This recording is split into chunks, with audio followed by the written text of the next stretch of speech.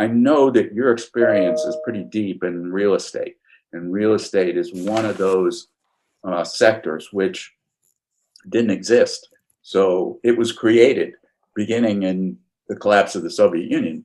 And so if you could just start by like, why did you go? What drew you to go there? And then how you were involved with the creation of that industry. How, you know, what was that like? What obstacles did you face?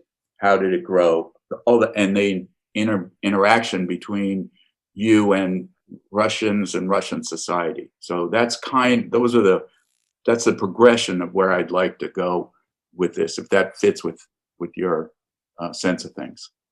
Sure. No, I'm Okay. happy to do that. So why'd you go? So I ended up studying Russian language in college by pure chance. I studied Latin in high school. And in Boston? In Western Massachusetts. Okay. I grew up in Western Massachusetts. Okay. And I studied Latin. And then I undergrad went to Dartmouth. It has very strong language programs, and I decided I would take French.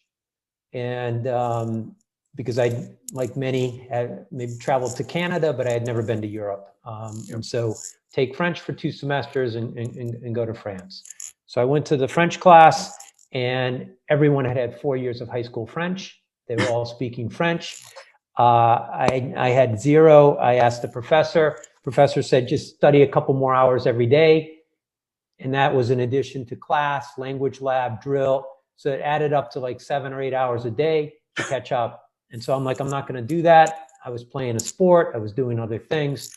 So I said, I'm going to take a different language. And there was things happening at that point.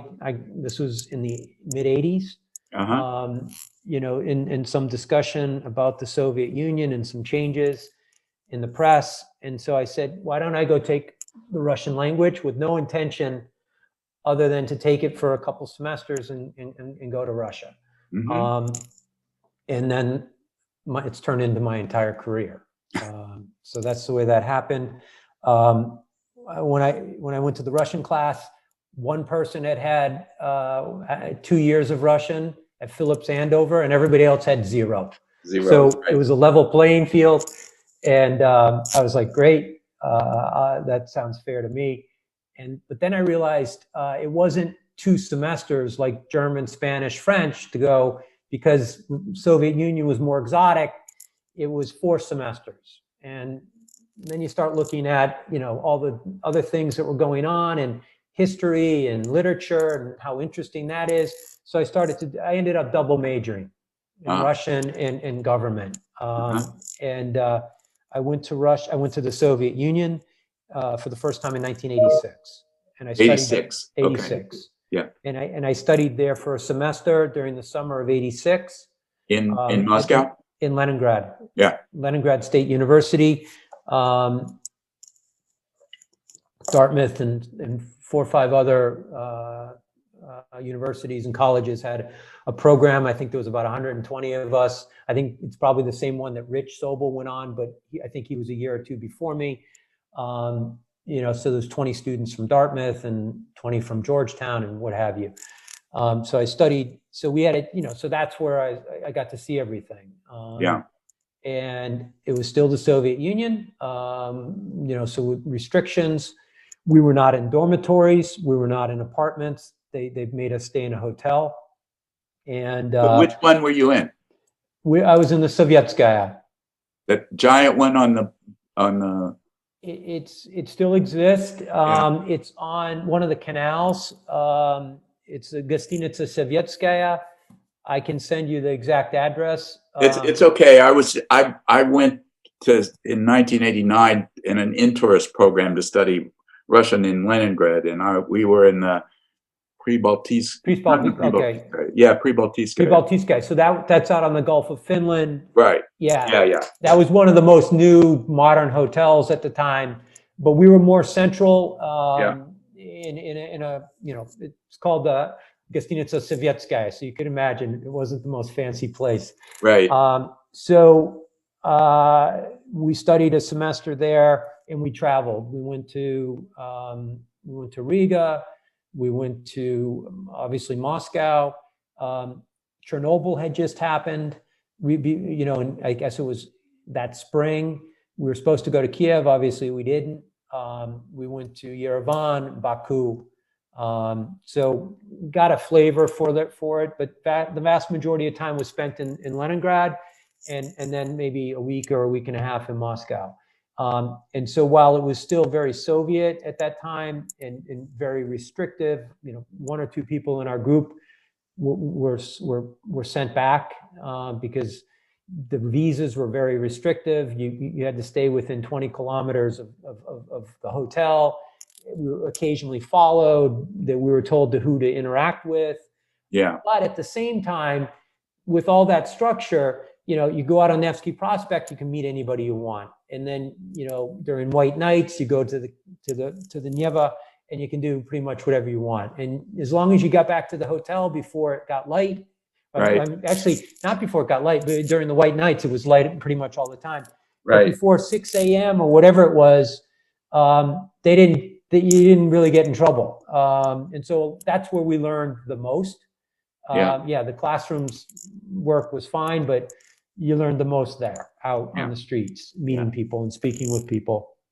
And you could see things, there's a black market with trading money and the Beriotskas, and it was like, wow, it's trying to figure the whole thing out. And I just, I was like, this is really interesting. There's all this potential here. Yeah. And so I went back to the US with that sort of, this is a really interesting place. I'd like to go work there. And so at the time, there really weren't any jobs. I didn't want to go the diplomatic route. I wanted to go into business. So I began reaching out. This time starts, 87, 88.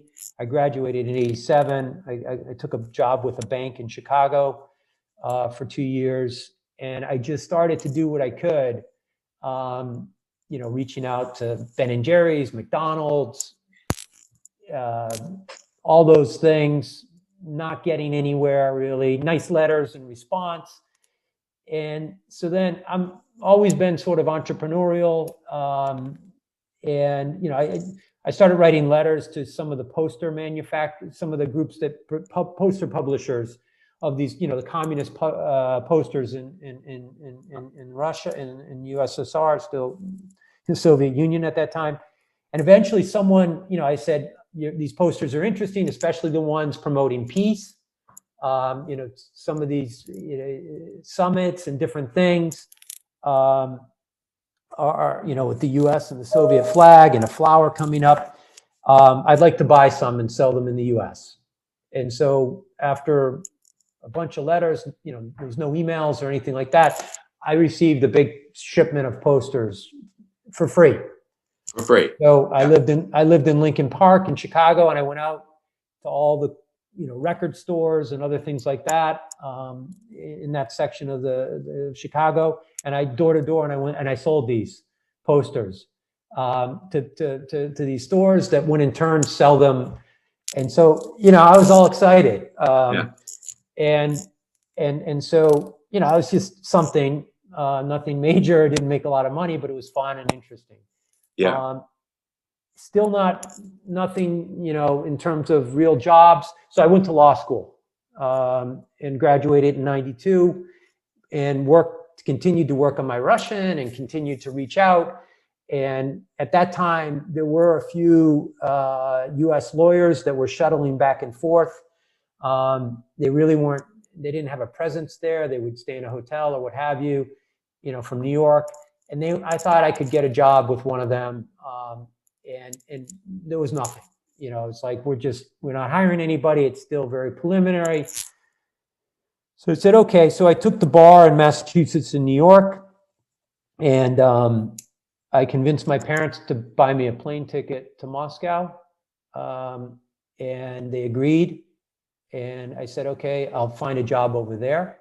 Maybe if I'm on the ground, I'll find a job with a law firm, with a lawyer there. Right. And long story short, as I was organizing my trip. I had plenty of student loans to pay. My parents, you got to take this job. I was going to work as an attorney in Massachusetts. And I said, I'm going to put that off. I can come back. I'm going to go try to do this. And I'm not able to do it from here, so I'm going to go there.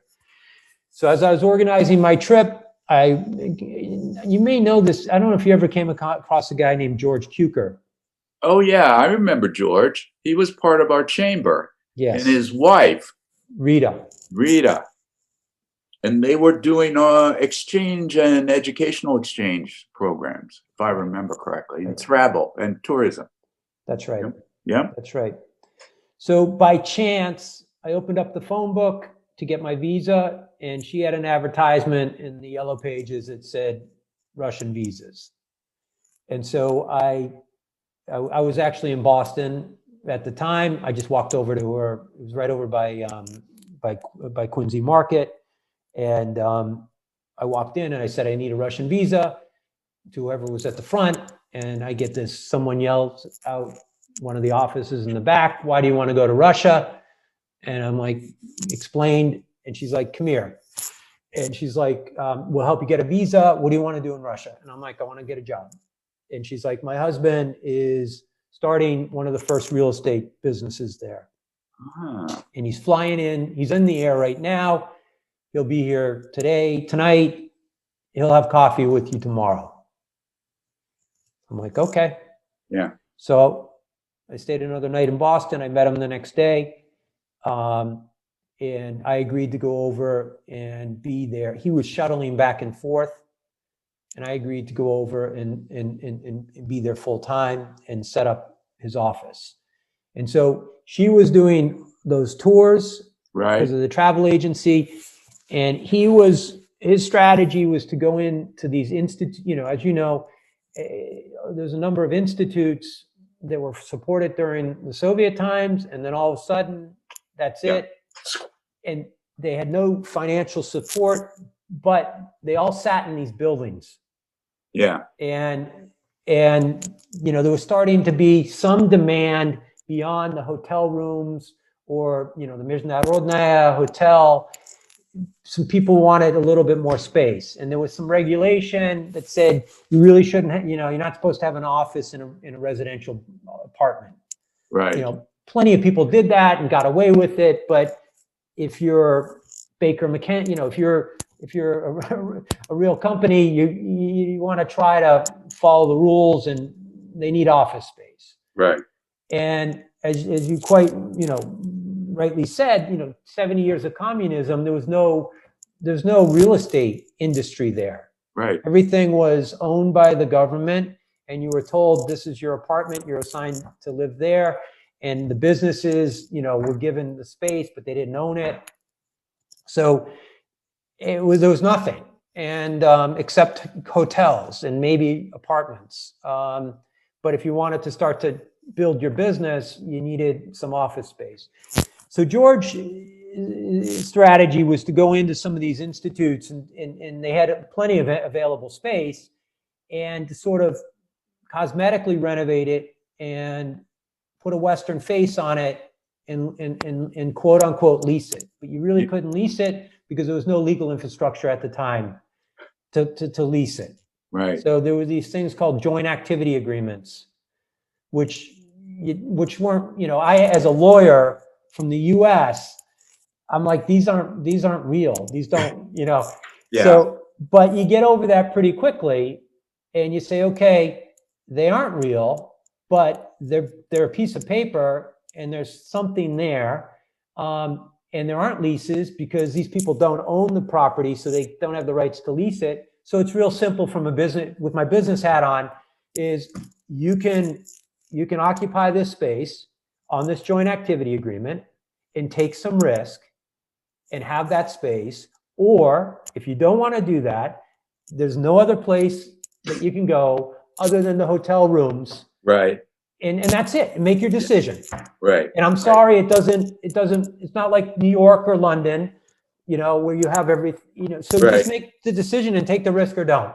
Right. And the agreement was between the institute and the person or company renting that space. You were just a broker? No, we were with George. We actually, so we had another entity. So we quote unquote leased the space from the institute. Yeah. And we subleased or, you know, leased it to the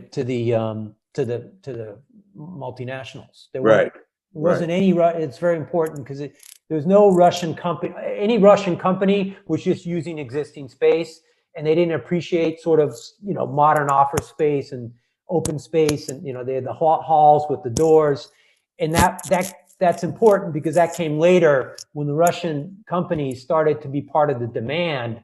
You know, that really distinguished the market and helped the market tremendously compared to other Eastern European cities. So this is what we did with George, and it was, you know, I was living in a dormitory, you know, and you know, a fax machine and one phone number and all of those things. They're just like very, very difficult to, like, you know, do anything. Really no mobile phones, way too expensive. The few people that had them in those little briefcases. Yeah.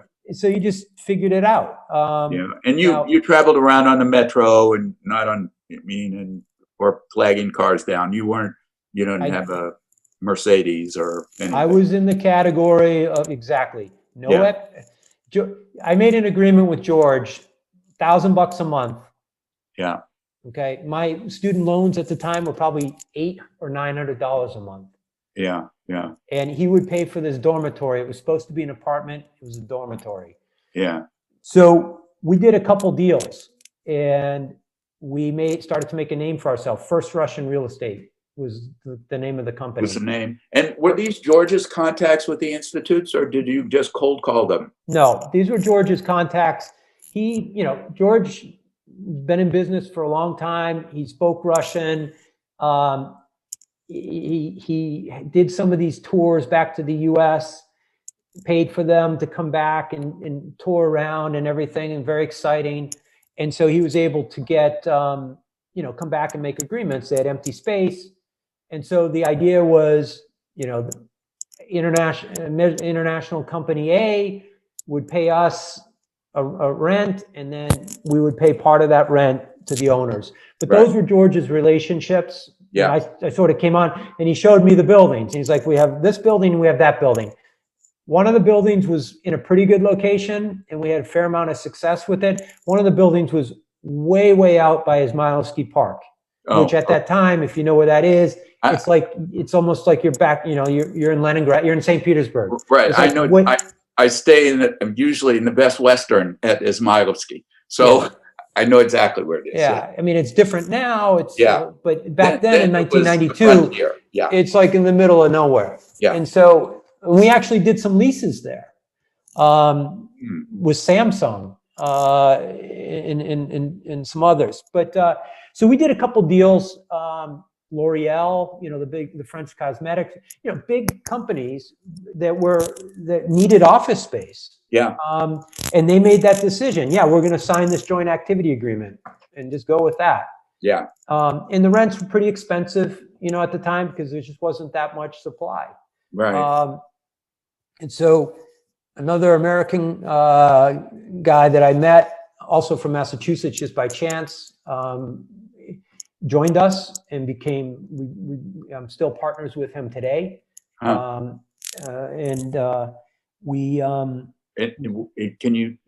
What's his name? His name is Jack Kelleher. Jack Kelleher. Jack, yeah. Okay, no, don't. So Jack and I were working for George. Yeah. And we created all this cash flow. And of course, I don't want to get it, I'm just giving you the big picture, but this is, right. You know, and we had an agreement and he didn't honor it. So Jack and I left. Yeah.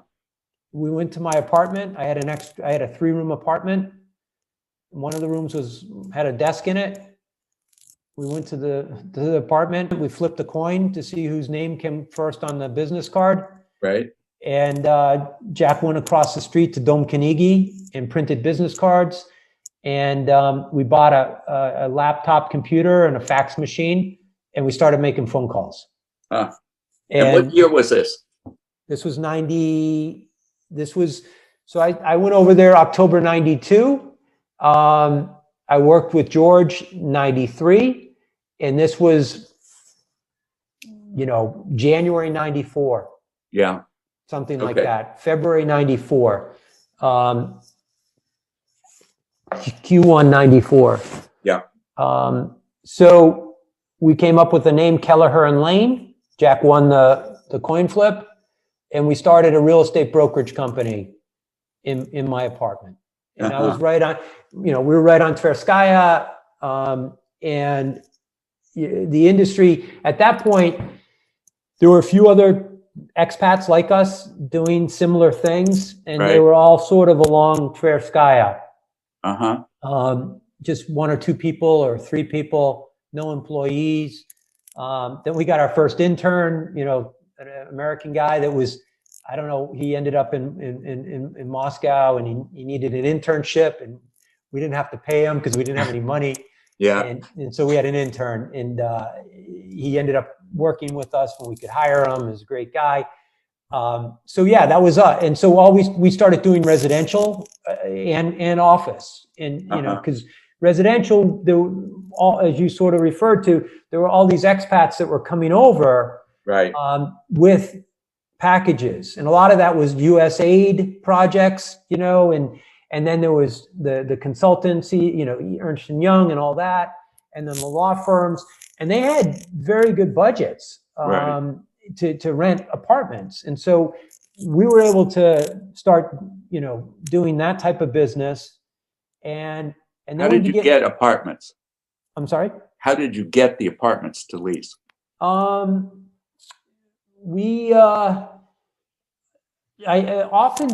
there was a couple Russian friends of mine or people I developed relationships with that would find the apartments. And we would find the expats. Okay. That would rent them. Yeah. And then we'd just split the fee. Okay. So had apartments started to be privatized by that time?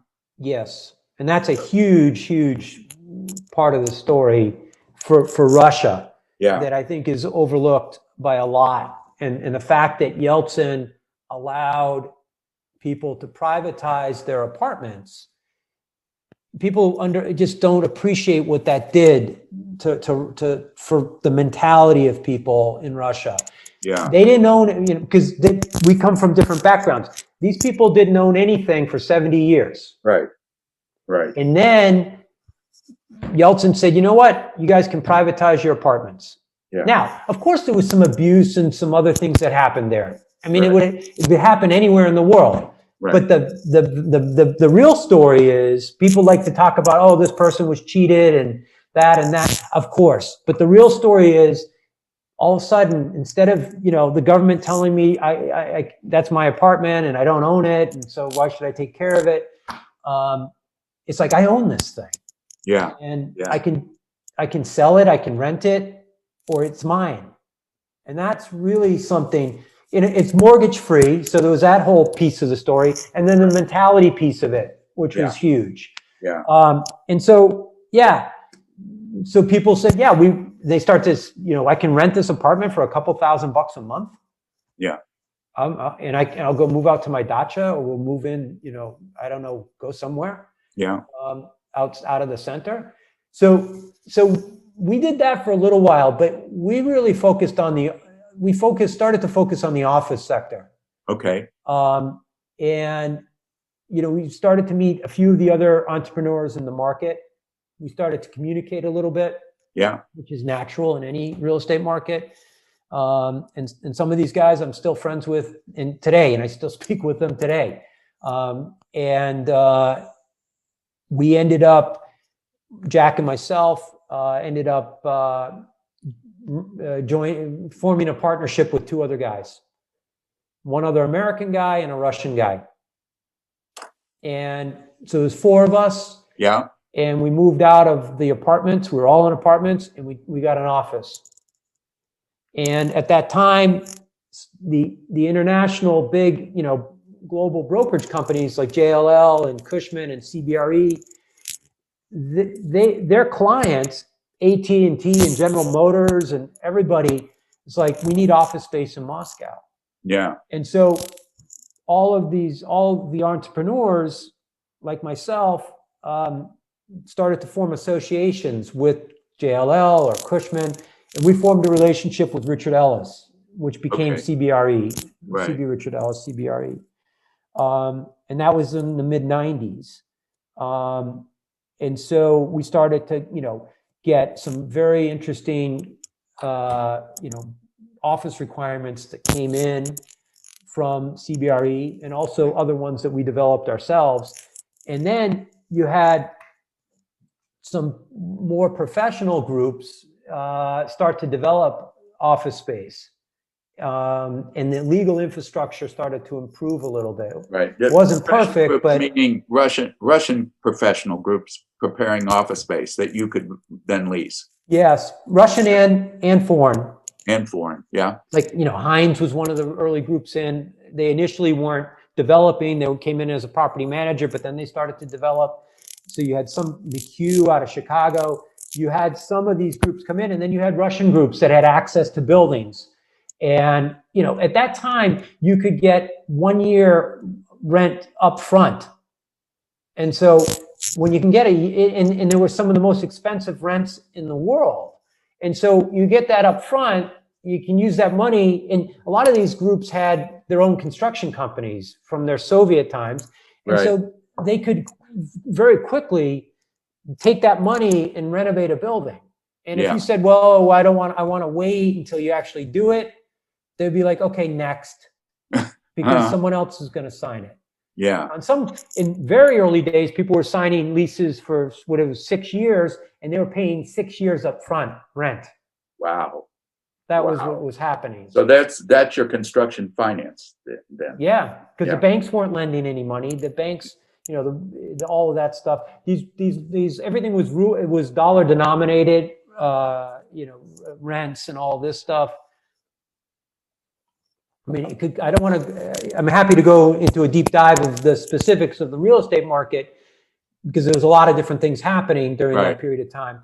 But what we did was, we started to grow with the market. And so initially it was brokerage, but then we started with the construction management, project management. And so we brought in professionals, architects and other professionals, where we started to be construction managers and project managers for some pretty big projects in Moscow. Right. And so those are Russians you brought in or foreigners? Mostly very, very few foreigners, mostly Russians. Yeah. Okay. Yeah. So, I mean, that's one of your questions. I mean, I speak Russian. I didn't have a big expat package. I was there in the dormitories and in the metro and trying to find food, different places and stuff like that. So I was much more on the interacting with Russians. Of course, I had plenty of expat friends and still do, but I was not in, the expat compounds with a bunch of people that may or may not want to be there. Yeah. That are being paid a ton of money, and they are, and a number of them, my friends, are great people, what have you, but it was a big deal to go to the Bolshoi Theater and, maybe bump into someone there or talk to a Russian. It's like my experience is completely different than that. So I was, my partner, I had a Russian partner, who remains one of my closest friends today. And the vast majority of our employees were Russian. Of course, there were some expats. And so, we built the business up. Then we ran into the '98 crisis, which, was quite challenging, but the market came back very, very quickly, which saved us and saved there. So some people left. That was it. We're done. Meaning in my industry, we stayed. One of my partners left. We called everybody into the room. We probably at that point already had like 50 people. Yeah. I don't know, something like that. And we It's said, look, pretty this is hard, not yeah. easy. We're not taking any salaries. We can't pay you guys salaries this month. Next month, we'll pay you half. Yeah. Those types of things. You know, no one's paying us anything right now. Yeah. We'll be the last ones to take anything. We're going to do the best we can. If you want to stay with us, great. If you don't, we understand it. And the vast majority stayed. And lucky for us, by the end of was Q2 '99, all of a sudden these Russian companies that had sort of been, a small player in the Class A office market took up all this empty space that was there. Huh. And then also all the foreign companies that had leased, a few years earlier, there was an opportunity to renegotiate because the market conditions had changed. Yeah. And so we focused on that. Uh-huh. And as long as, for us, as long as the market's moving, you can make money. If it stopped, that's when you can't do it. So it froze for a minute because it was pretty catastrophic when the ruble devalued. Right. But then all of a sudden it moved down. So it was moving. We could do something. Yeah. It wasn't, it's not the funnest thing to do, but that's what we did. And we recovered quite quickly. My competitor colleagues in the market did as well. Uh-huh. And then we built our business up from there. We almost sold our business in '98 before the crisis to Richard Ellis. Oh, you had already sold it by then? No. Oh. We almost sold it. Almost sold it. Okay. And I'm so happy we didn't. At the time, I was extremely disappointed. Me and my partners, we had a term sheet with them, and I was extremely disappointed that we didn't sell it. Right. Of course, they pulled out of the discussions because the market collapsed. So, no problem, understood, but it's like, wow, and, we ended up selling in between 2004 and 2006 at a completely different multiple and with completely different numbers. Yeah. And so I look back and I was like, I was upset at that point, but, very happy. So we built our business up to a market leadership position on the office leasing. And we had a big, robust property management business and construction management business. Did some retail and some industrial. And one thing we didn't do is we did a fair amount of business up in St. Petersburg. Yeah. But we never opened up an office up there. And we did some business in Kiev, but we never opened up an office. And I'm glad we never did. I mean, those are nice cities and important cities. And St. Petersburg is one of my favorite cities in the world. But we just made associations with other real estate companies there. Because some of our colleagues in the market, they opened up offices and they had to put, partners there. And it's really they're a fraction the size of Moscow. Right. And so many people, again, you and I understand this, but you ask them, what city in Europe has the highest population? And they're like, oh, London, Paris, I don't know. Yeah. It's like, no, it's Moscow. Right. And then, someone who's really smart might say Istanbul, and then you get in, half in Asia, half in, we can do that. But it's Moscow. And, and people just underestimate the size of it and what's going on over there. How big the city is, how robust it is. And especially now, how, smart city, how advanced it is in so many different ways over other cities, around the world. It just doesn't get that exposure. So, so I'll go real quick and then you can ask me the questions to go into this. But we sold the business. That's when we partnered with Rich. We sold part of our business to Russian private equity. Yeah. With the strategy that myself and Jack would go over and work and partner with Rich to set up a fund. We knew CBRE would buy us when they were ready. And we very quickly together sold the business to CBRE. And then I was with Rich for a number of years. We set up an institutional real estate fund, $321 million. And then after that, there was the financial crisis, and some of our U.S. partner had their business globally negatively impacted, and they sort of just rejected Russia at that point. And that, unfortunately, was the end of the fund because our U.S. partner pulled out, and that was absolutely the best time to invest.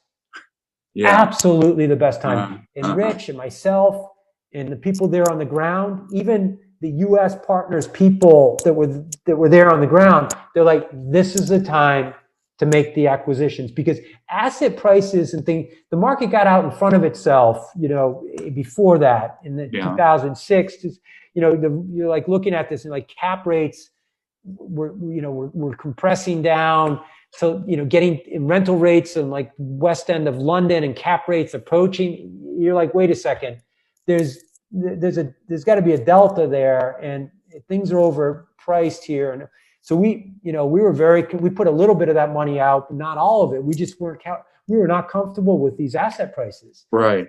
And when the financial crisis came, that was the perfect time to go in. And that, unfortunately, so I regrouped with my original partners from my brokerage business, which we sold to CBRE. That was called Noble Gibbons, which we sold to CBRE. And we set up a development business, boutique development business. And we started to develop warehouses in the suburbs of Moscow. Okay. Because, you have all this retail going on. And so you need the logistics. Right. And so we did that. And we built a very nice 400,000 square foot warehouse out near Vnukovo. We partnered with a Russian landowner. They contribute that to a JV. We contribute some money, and then we run the whole thing from concept, construction management, leasing, etc. Then you run into the the oil crisis in 2014-15, and at that point, everything froze. The bank stopped lending on projects. I had been there for whatever number of 23 years, and I decided to come back to Boston in 2015. Yeah. So what's the difference between 1998 and 2014 in terms of your commitment to that market? Was it personal, or was it some other analysis of the difference? I mean, because in 1998, a lot of people left and you stayed, and it was the right thing to do, but you couldn't know that at the moment that it was happening. Yeah. You had to have some reason that you had confidence in that market that you didn't have in 2015. I'm just curious about that. Yeah, in 2098, you're right. There's no way for us to know if this was the end of the world or what was going on. Right. It just came back so quickly.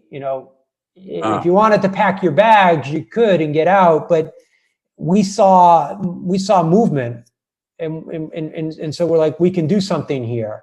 We acquired one of the other Western real estate groups.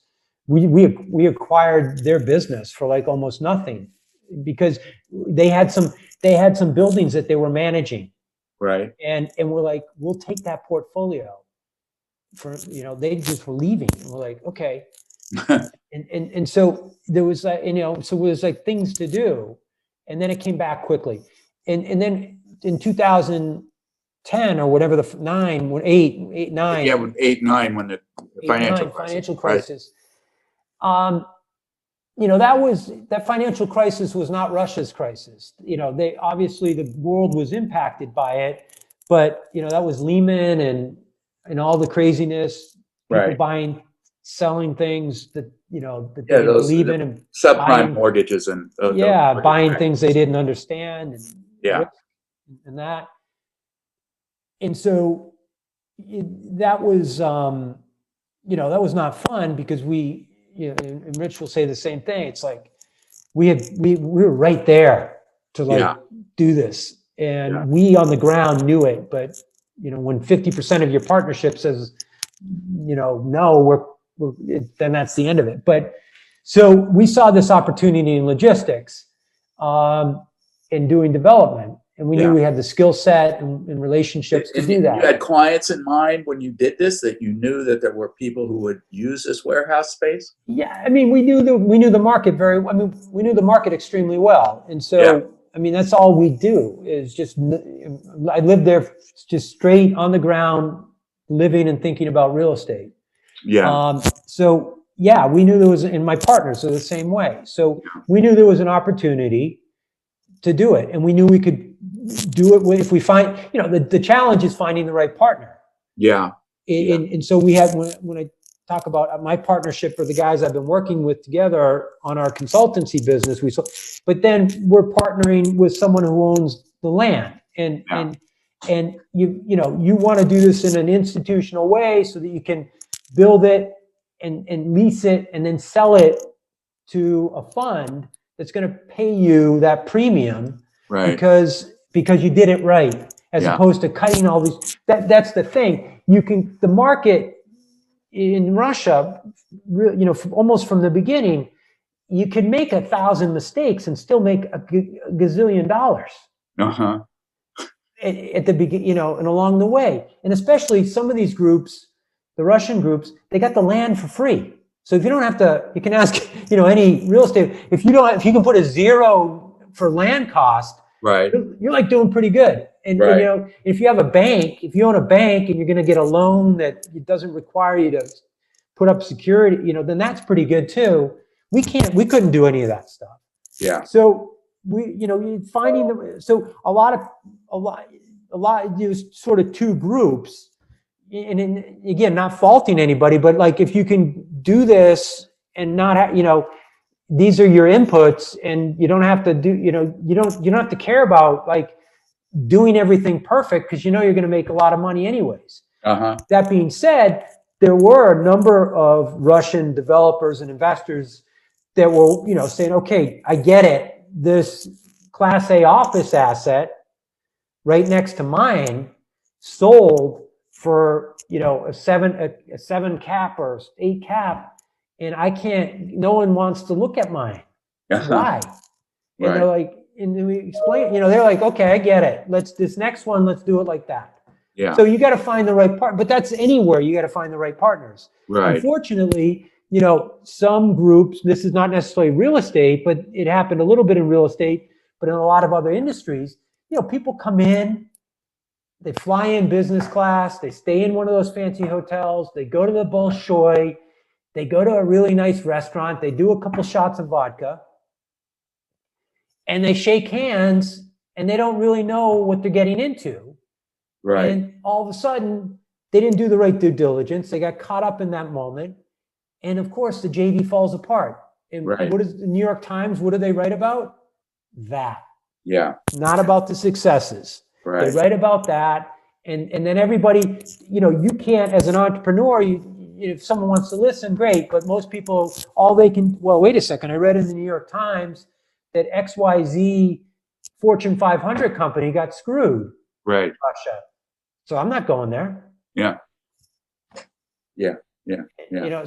And that was the thing. So like our fund with Rich, it was an institutional fund. We had university endowments, pension funds. So you had high standards for due diligence, obviously. Right. But to get that money to Russia, it was not easy. And if someone said, when we were doing our fundraising, well, wait, I'm just reading this New York Times article about how bad it is. Right. And there are bears in the streets, and how do you don't really live there. If we can get them, there were some saying, wait a second, there's something going on over there.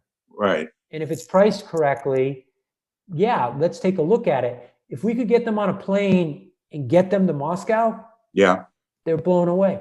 They see IKEA. You've seen IKEA. Yeah. Sean. They're like, what is this? I didn't know about this. Yeah. Where people moving around their grocery carts filled with products. Yeah. and they start to see the office buildings and stuff. No one ever talks about it. I mean, of course, if you want to figure it out, you could, but the majority of people are like, I would come back, I was invited to whatever, I don't know, Carlisle's annual investor conference. Yeah. And it's like the people up on the stage are like, when it came to Russia, they love to talk about China. China's great, and like Russia, they make Matryoshka dolls, and I wouldn't, no one wanted to, and it's like, and then I'm at a table, having dinner at one of these events with, I don't know, the Ohio Teachers Pension Fund. Right. They're like, they're blown out. They couldn't believe that we were raising this fund for Russia. They're like, there's no way in hell we would ever even consider. So we couldn't go out. I'm like, okay, I'm not going to try to convince you. I got to find groups that have done things in Eastern Europe or are willing to. And if we got them on the plane, we would take them. We'd go to IKEA, the mega malls. We'd go to Auchan. We had a set thing. And they were like, we'd go to the nice restaurants, of course. Right. And they'd say, wow, this is interesting. And it's priced, there's that spread over London and Paris. And so, we're not going to put all our money here, but we'll put some of it. Yeah. Well, let me go back in time a little bit. In terms of, my primitive understanding of some of the, the market there is sometimes tied to like certain projects. So I know that there was what was it? Prokofsky Hills was one of the first Western style developments.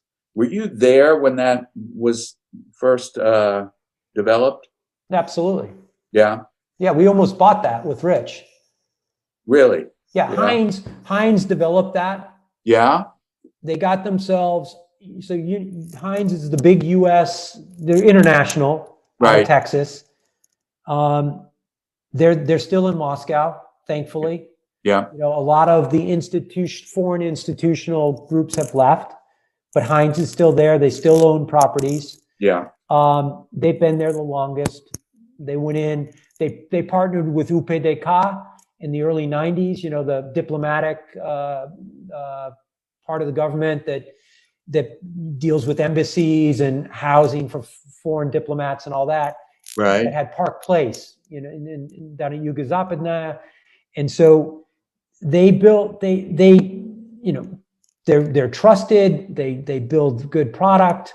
They did some office buildings, and they had an opportunity to acquire a unique piece of land. As you know, this is inside the MCOD,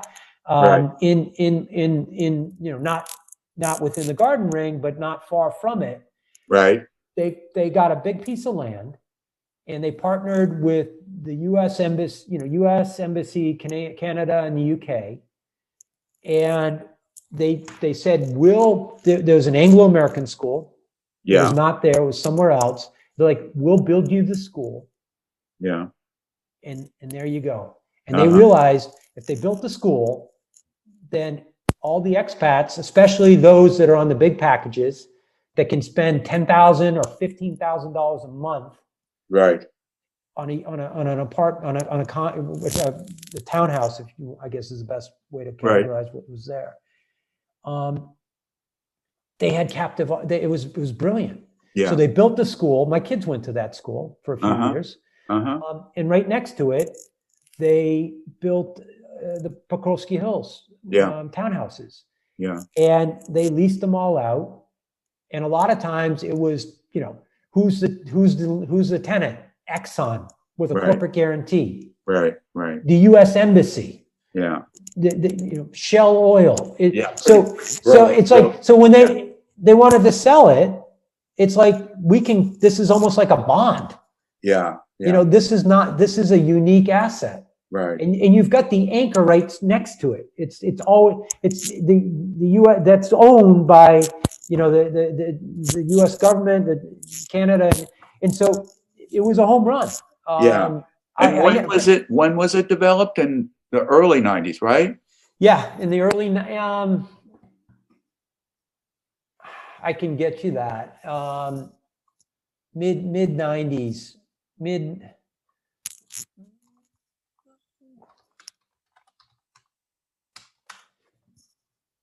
Mid-90s it was built. But you're saying they did it from conception to construction. That was all Hines?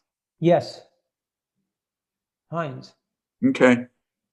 So are there other iconic kind of real estate developments that were important in terms of how the market developed in Moscow? Was there a like a breakthrough office building or a period in which there were a number of sort of modern office buildings that sort of began to signal the change in the market? Yeah, I mean, that started in the mid-90s. Yeah. Where, you know, early 90s was the institutes that we talked about. Right. And then, you know, sort of immediately after that, there was the mansions, the особняks, like Perestroika, these Russian groups that had access to these small buildings where they could do a quick renovation on them and rent the space out. And then you got people actually building an actual office building. And there were some like McHugh and Hines. McHugh was a general contractor. They weren't taking, they weren't owners. But Hines, like Gogolevsky 11 and Ducat 2, that was with Ben LeBeau. You know, Ducat was right on Ulica Gaishika, right off of Mayakovskaya. Yeah. Ducat 1. So Ben LeBeau is a well-known businessman who had a big tobacco business, and he had a partnership with Apollo, which, you know, huge, and I don't know what form the money came in, but they went in and bought the Ducat cigarette factory, and this is a theme that's still going on. Uh-huh. These factories that are in the central part of Moscow that Right. didn't need to be there. Yeah. But when you have a Soviet central planning, you know, they don't really pay attention to that. So you've got right off the Garden Ring a huge plot of land with a bunch of buildings on it that was, you know, a tobacco factory or something, cigarettes, Ducat. Yeah. So Ben LeBeau said, I'll build you guys a state-of-the-art facility out within the MCOD, but out on Kalushka Chaussee. And in return, so you'll be able to do all this fancy equipment and all this stuff. In return, I get this. Uh-huh. And so they did three projects there. And this was big because it, you know, first one was Citibank's headquarters, which was more or less, they did a facade retention and you know, did a significant renovation, but it wasn't a complete new build. Right. And then Ducat 2, where they brought in New York architects, Ted Liebman, who I am still in contact with, Liebman Melting Partnership, and they built a Class A office building and leased it out. We did the leasing there and others. And then across the street, they did Ducat 3, which is now owned, has been sold a couple times, is now owned by O1 Properties, our first client. Oh, okay. And if you walked in there, I mean, it's a class, you know, you've got Boston Consulting Group in there and other Goldman Sachs. So that's important. And then Moscow City, you know, everything that's gone on there, it took a while to get going, and Anka went in first, and we leased up their initial buildings. We put General Electric in there and IBM. But, you know, it's hard to get to, and there wasn't any infrastructure, and it was an ongoing construction site. And slowly but surely, you know, then you get the Afi Mall, and they bring the metro in, and then all the other skyscrapers go up. You know, and that place is booming. If you walk, last time, you know, I'm in there, and I thought, I'm walking around. If you don't look out the windows, you have no idea where the hell you are. You're in New York City, right? You're in Boston, you know, you're in Dubai. I don't know, you know, it's like you don't know where you are. The people are all well dressed, very professional. Yeah. And it feels like you're in some big metropolitan city. And so everything that Moscow City is a huge part of the story. Right. I'd have to And just go back who and look. initiated Moscow City? Mayor Lushkov. Yeah. It was Okay. his vision. Yeah. Now, it was never master planned properly, and all that stuff. That I'm just looking at something here as we're speaking to help my memory a little bit. But Mayor Lushkov, he had that vision. Yeah. It's very central, and he said, "We're going to do this."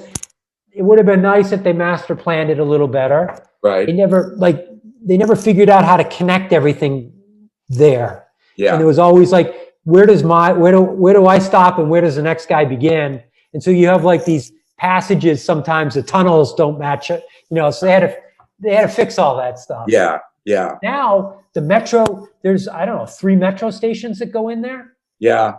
Yeah. I know what is it? Professionalnaya or something, one of them. I can't remember the names of the stations, but yeah, I've taken the station to get there. And I remember when it was under construction, how difficult it was to get there. Yeah. You couldn't do it by metro. Yeah. Now, Anka, the big Turkish group, big Turkish conglomerate, ENKA, they had a huge impact on the market. They are, contractors. They do huge, oil. They do all the big stuff, but they started to do office. And then they got into retail as well. They have shopping centers, but I think their story tells. I mean, what they did. If you look at them, that sort of tells the story. They started with a joint venture with Moscow. Yeah. Just like McDonald's did. Yeah. And they called it Mosenka.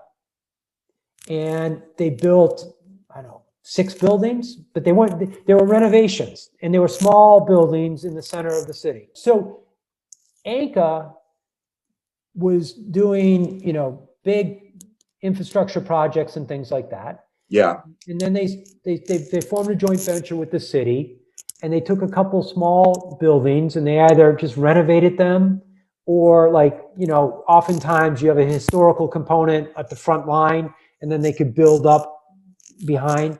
Yeah. And they were extremely dependable. If they said the building's going to be ready on, April 7th, right, it was ready on April 7th, probably ready on March 7th or February 7th. Yeah. And so the market is like, I'd rather these guys, and they honored never an issue. If the lease said this, there was no issue. That's what it is. We're not renegotiating. Yeah. And if you need more space, we'll try to help you. And they were very professional. Now these buildings they were Class A buildings in the mid 90s. Right. Now they're Class B buildings. Just because it's normal. It's because that's they're older buildings, and that's what was built to meet demand at the time. Right. And you wouldn't build a big skyscraper or anything like that. It just didn't make sense. Right. And so they did 6 or 7 of those. The city liked them. The city liked that cash flow. And then we're going to start doing some of our own. And the city knew them, and they're like, yeah, why not? Go ahead and do it. You can buy that site there. And so they built that. And they built another one. And then they built Pavletsky Towers. And then they did some others. And they did some others as joint ventures. Riverside is a joint venture with the Ministry of Culture. And then they built Moscow City's first office buildings. Okay, so they were the first office building there. First office buildings in Moscow City. Yeah. Naberezhnaya Tower. Yeah. So, and then they bought this just like McDonald's did, bought the city out. Out of the Mosenka buildings. Right. So they own those now. It's like McDonald's bought the city out. So it's normal. And so so the building, anytime Anka had a building, we represented Anka. We did tons of deals with Anka. And they were, a great client to have in the market. Right. And that was huge cash flow for us. Right. And they're still there, and they're still doing things. Right. So in this period, what's driving the market is the integration of Russia into the world market, the influx of foreign companies and expats and so on, and the raising of the standard of Russian business, so to speak. And this is, so that drove the market at that point, correct? Yes. Okay. I'm sorry. Yeah, and it goes to your point, like, it's like, it's very important when you started these new segments of the economy. Right. So there was a willingness, as long as, some people said, we know how to do it better than you, and this is the only way. That of course, that's not the way we're ready to approach it. But if you went in and said, look, this is how we do it, some of that is probably applicable here, and people were open and say, yeah, how do you do it? Because we haven't been doing this for 70 years. Right. In real estate. And there was others where people would say, yeah, they came in and like, we know better than you, and don't, tell me differently. And that doesn't work. But so, yeah, and that's why ANCA had a JV with the city. They knew they had to work with the city. And Right. That's the best way to start small and figure it out and work. But yeah, it's a very important point. And Yeah. with those industries, yeah. Yeah. So is there a point at which the demand, the majority of demand begins to shift away from foreigners and more real estate market driven by Russians and Russian companies? Yeah, the first big step was in the Q1 99. In the what? First quarter 99. Okay. Yeah. Or Q2, whatever. First half of the year 99. Right. So at that point, Russian demand starts to replace the foreigners as the driver of the market. Yes, but I need to say a few things there. Okay. So the foreigners have been leasing up, there's no vacancy in the market leading up to the 98 crisis. Uh-huh. Now, the market's not big. It's small because it's smaller buildings and it's getting going, 70 years. And, ANCA's starting to deliver their first things. And the foreign companies are taking this space right away. Yeah. In advance, pre-lease, things like that. So when 98 crisis comes, all of those, they all have their office space and they're like the head offices wherever, London, New York. It's like, dude, hold on. Yeah. What the hell's going on over there? No, if you're looking for new space, everything's on hold. Right.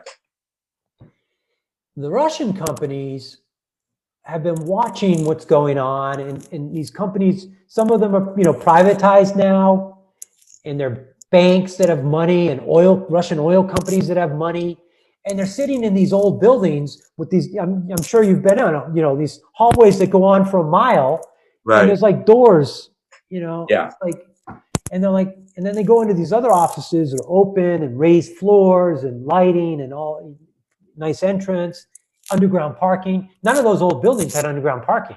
Right. It was extremely rare. Yeah. You're more likely to find a bomb shelter under one of these one of those buildings than you are to find underground parking. Right. There was plenty of bomb shelters. We saw those. So we tried to convert those too. That was difficult.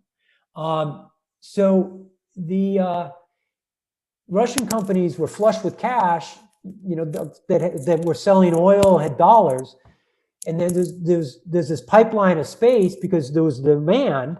Right. And so they're like, we'll take that building.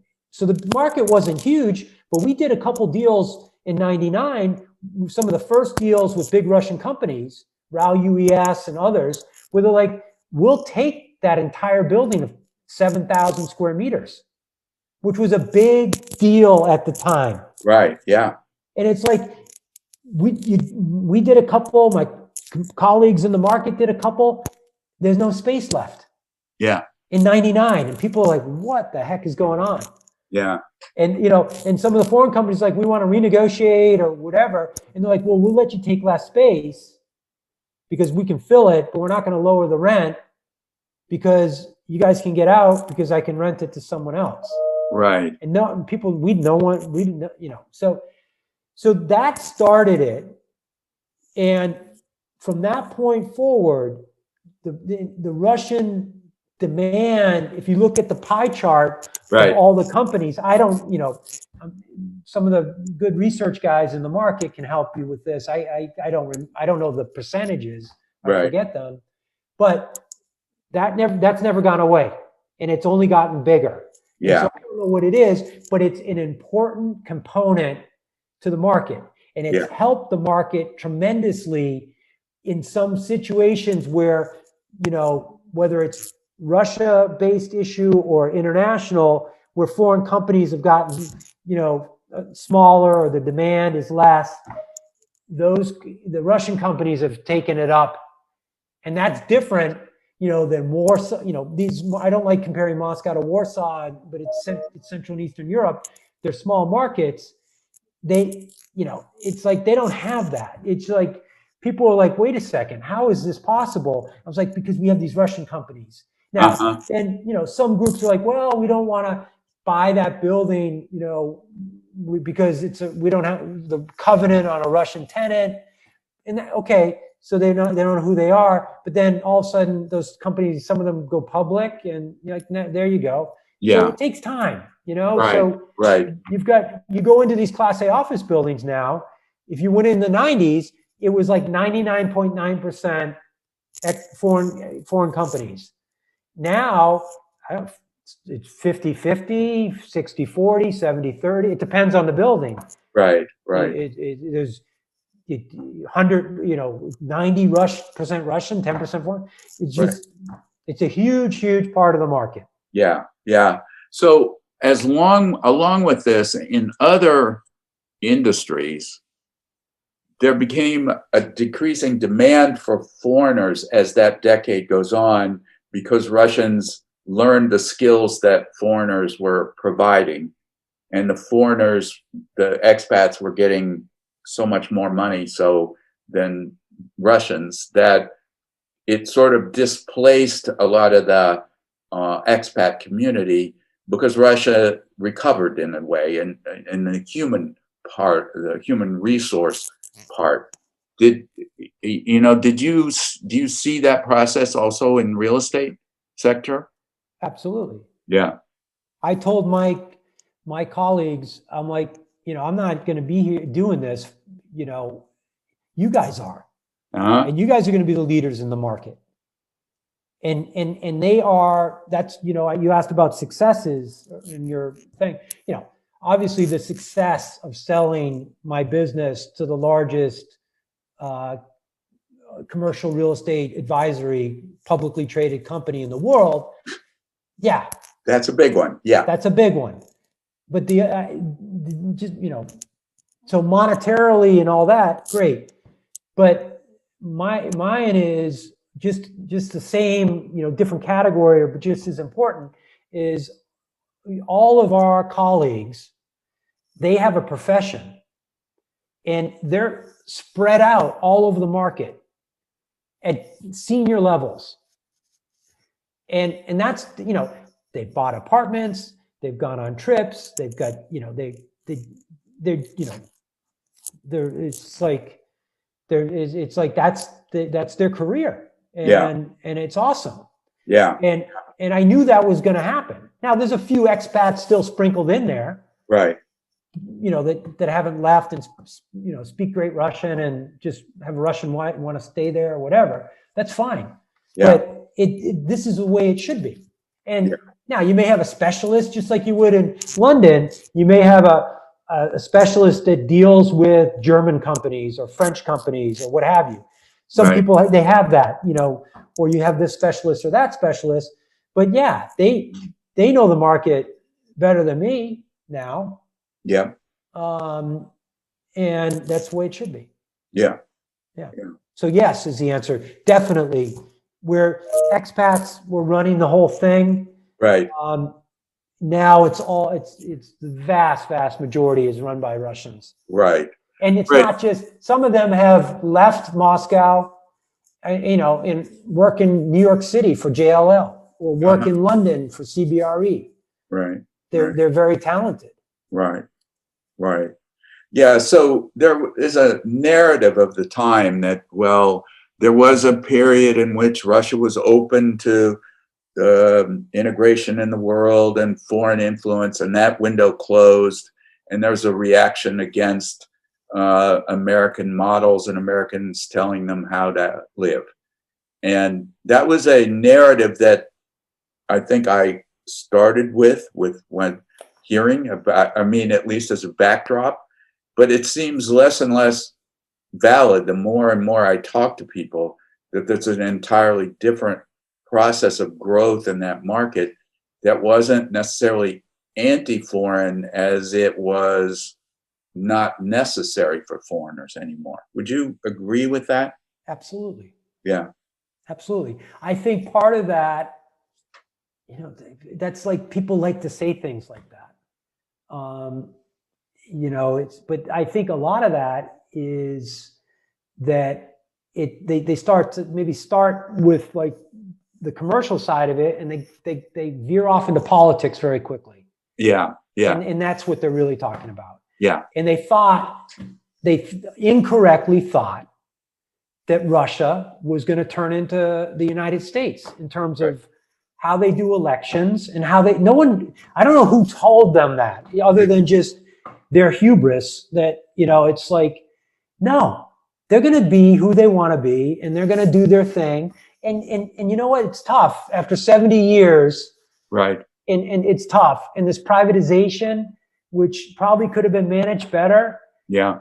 Definitely. But, it wasn't, it is what it is. So you got all these really wealthy people, and they're doing things, and there's corruption, just like there's corruption everywhere. Yeah. But they love the corruption in Russia more than the corruption that's occurring in their own backyard. Yeah. And it may be more, systemic. It's institutionalized. When you explain, lobbyists and other things, and how, I don't want to get political here, but they say, well, wait a second, George Bush was president, then his son was president, and his brother's governor and was almost president, and Bill Clinton was president, and then his wife was almost president, and then it's like, wait a second, you're telling me it's like this? It's all family. It's like the same percent. I don't agree with a lot of things that are going on in Russia, but it's like people don't. So yeah, they thought, okay, here's that first election. And now there's going to be other elections, and it's always going to be, and it's going to move like this, and it's going to, in 5 years, it's going to be just like the United States. Right. Yes. Yeah. Yeah. Well, I do think that there was that sense. Definitely. In the 90s, like, wow, this is moving so fast. The Russians are going to be, there's so much opportunity, so much integration, so much interchange. Russia's going to be like the US, and that was completely incorrect. So, right. Yeah. Right. But at the same, so people love to focus on that. And what I focus on is, what do we have in common? Yeah. And first of all, what you're doing, it's like, let's make sure the entire story is told, and so that you have you're not just hearing one line. Yeah. So that's that to me. And then it's like, okay, what do we have in common? Yeah. Or don't be, if you haven't been there and you haven't spent time trying to figure it out and understand it, stop coming up with all these conclusions that aren't correct. Right. What do we have in common? And it's like the people, like I said, everyone we brought over to we ended up raising money on our fund, they were just blown away at how sophisticated and how international, and even more so now. It's like I was blown away after 3 years. Right. I hadn't been back there. I was like, oh my goodness, smart city. The transportation there. Right. When I had my mother-in-law here, I mean, I know Boston's much smaller. Right. I was embarrassed to take her into town on the train. She couldn't believe it when the train pulled in. and how much noise and other things happened, and she just couldn't, and how slow and it stopped, and how Right. long it took to wait. And she's like, "What?" I'm like, "Yeah, this is what we got," and it breaks Yeah. down, and it breaks down all the time. So. Right. No, no, absolutely true. And even small things, signs in English, announcements on the metro in English and Russian. I was amazed. Although the most interesting experience for me was staying at the Best Western in Izmailovsky, and I asked for a map of the area, and the map was in Russian and Chinese. So, that I would say 30 to 35% of the people in that hotel were Chinese. Yes, especially that hotel. There a lot of China. I mean, number one, there's a lot of pre-COVID, tons of Chinese, which you didn't see in the 90s. Now you definitely, I don't know the numbers, but definitely it's not just that hotel, but that's one of the ones that especially where they are out there. Yeah. So the in the current market, what's being with all the embargoes and the political problems, I assume that Western businesses are kind of standing pat, not necessarily expanding, that probably those that are there are making money, so they're probably staying. That's my guess. But the driver of the market has to be then Russian companies. Is that correct? Yeah, I don't have the number, like someone on investment banking or whatever would have like numbers to back things up. Right. So a lot of what I'm saying is anecdotal. Yeah. There's still lots of foreign companies in Russia, in Moscow, that have big offices. Yeah. Big offices. Now they may not be as large as they once were, but they're quite significant. Yeah. I can tell you, So, on the real estate side, I deal with Cushman, CBRE, JLL, Colliers, all the big ones. They've got 200 people in each of those offices. Yeah. It's and then Oracle. I just not names. There's so I don't know exactly, but there's some have definitely left. Yeah. Some retailers have left, but a lot of businesses are still there. Yeah. The ones that have left are left for political reasons rather than demand, or is it just changing tastes in the market? I'd have to think about it. I think it's a combination. Yeah. I think some have left. Their businesses may not be doing well in lots of places. Yeah. And so they're like, kill that city, kill out. And then others are, maybe it's Russia related. I don't know exactly on that. Okay. I do know because I focus on the office buildings, and there's still a lot of foreign companies in Russia. Yeah. Law firms, the consultancies, the Oracles of the world. Right. The businesses that support the oil and gas industry. Yeah. They're all there. Right. And it's just like, it's also a little bit hard because I haven't been there in a year. Right. Yeah. Well, that's because you're used to being on top of the market, and a year away probably seems like an eternity, right? Yeah. I mean, I keep up with it. Thank God we have the internet and stuff. Yeah. It's like, but you can't keep up with it 100%, as well as being there.